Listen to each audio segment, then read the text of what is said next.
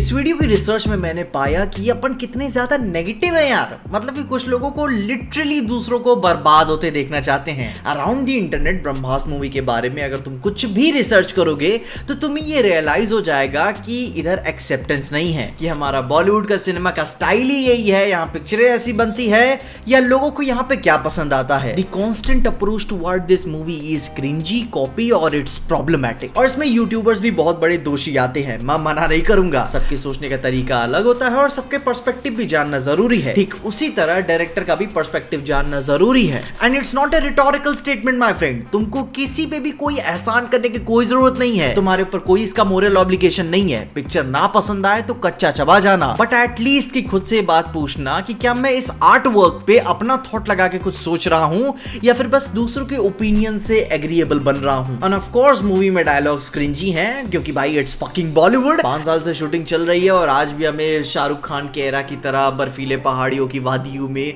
आधे कपड़ों में म्यूजिक देखने को मिल रहा है। And I also feel like कि मूवी समवॉट प्रिटेंशियस कि भाई ये सीरियस होने की कोशिश करती है, मगर पिक्चर का टोन तो कुछ और ही कह रहा है। और जहां बात रही वीएफएक्स की, तो गुरु इट्स अ हॉट टॉपिक जिसको लेकर मैं मानता हूं हिट जायज है। दुनिया भर में सीजीआई को क्रिटिसाइज किया जाता है। अब तो मार्वल भी हगना चालू कर दिया है, मगर मैं स्टिल बिलीव करता हूं कि अगर मूवी का प्री प्रोडक्शन का विजन क्लियर होता तो आज ये 5 साल वाला रायता देखने को नहीं मिलता। आई गेस 100 करोड़ में ही पिक्चर बननी थी, इसी पे ये पास हुआ था, मगर ये बनी नहीं और घिसते घिसते 300 करोड़ तक चला गया। और इसमें गलती किसकी है? क्रिएटर्स की। क्योंकि इसीलिए कहते हैं ना, होमवर्क करना बहुत जरूरी है। कहीं न कहीं गलती इसमें भी थी कि हकीकत से ज्यादा इन्होंने सपने बड़े देख लिए। लेकिन फिर भी सीजीआई कोई सीरियसली बहुत ही बड़ा हेट करने वाला पॉइंट नहीं है, जहां पे कल्चरल बिलीफ आ जाता है। मॉडर्न वर्ल्ड में एंशिएंट कॉन्सेप्ट्स को ब्लेंड करके दिखाना बहुत ही टफ जॉब है और बॉलीवुड की हिस्ट्री इसको लेकर कुछ अच्छी नहीं रही है। और एडिशनली ट्रेलर के कुछ फ्रेम्स और डिसेंसी के साथ हैंडल किए जा सकते थे, मगर जो होना था वो हो गया।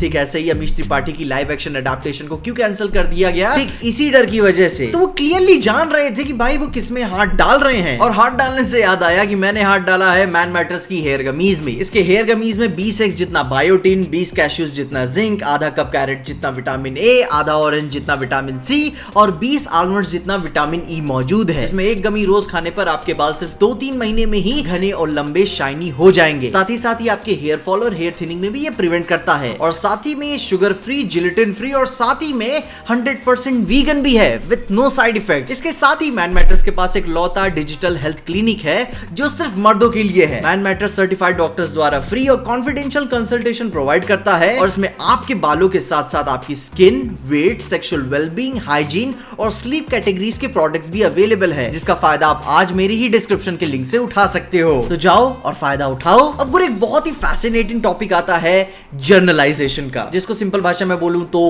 कॉपी। अब गुरु मैं ओरिजिनलिटी, इंस्पिरेशन और प्लेजरिज्म के बीच का कैथारसिस को नहीं समझाने वाला, वो बात फिर कभी कर लेंगे। मगर मैं मानता हूं कॉपी पूरी तरीके से गलत नहीं है, क्योंकि अगर बंदा एंटरटेन कर रहा है तो दैट्स ओके, तुमको मजा आ रही है ना। जर्नलाइज करना है तो भाई पब्लिक बैटमैन और आयरन को जर्नलाइज कर देती है, उस हिसाब से भाई blade runner, love death and robots और अल्टर्ड कार्बन सब सेम ही है। लेकिन हाँ, कॉपी टर्म बहुत ही स्पाइसी टर्म है, तो क्रिटिसाइज करने का काफी अच्छा प्लॉट डिवाइस है। एंड नाउ जो अपना फाइनल पॉइंट आता है कि अगर ये बॉलीवुड से है तो खराबी होगा। जस्ट लाइक वेस्ट मानता है कि अगर ये बंदा अमीर है तो हरामी ही होगा। अपन जानते ही है ना कि इंसान अपनी गलतियों का जिम्मेदार खुद ही होता है, और बॉलीवुड की ब्रह्मास्त्र मूवी के साथ भी यही हो रहा है। इनके पास की कर्मों की वजह से उन्हें आज सफर करना पड़ रहा है और इसमें कोई तीसरा बंदा दोषी नहीं है। इस इंडस्ट्री ने अपने वेल क्राफ्टेड पर्सनैलिटी को छुपाया और जब लोगों ने इसे जाना तो वो किसी पे विश्वास करना बहुत ही मुश्किल हो जाता है। लेकिन अब इसे अंडू करने का भी तो कोई रास्ता नहीं है, तो इसे एक्सेप्टेंस के साथ ही हमें आगे काम करना पड़ेगा। अपना इन्वॉल्वमेंट, इंटेंशन और डेडिकेशन उन्हें क्लियर रखना पड़ेगा और लोगों को भी डिस्टॉर्टेड पर्सपेक्टिव से अलग सोचने का भी एक मौका देना पड़ेगा कि